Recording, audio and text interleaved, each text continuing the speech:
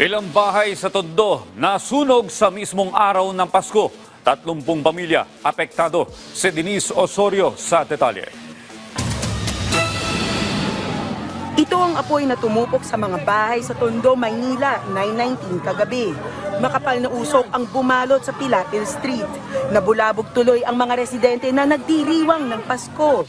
Tumagal lang ng 20 minutos ang sunog. Tumulong kasi ang mga residente sa mga bumbero na apulahin ang apoy. Ito'y matapos mahirapang makapasok ang BFP sa lugar dahil sa masikip na daanan. Mabilis po na itawag kasi maraming tao, may handaan, nakita nila agad, na-report agad din action naman.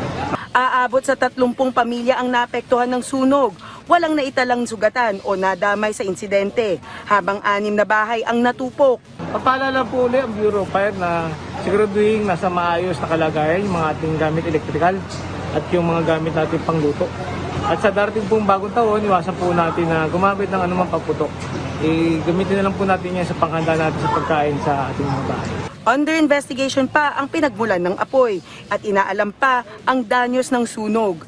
Denise Osorio para sa Pambansang TV sa Bagong Pilipinas.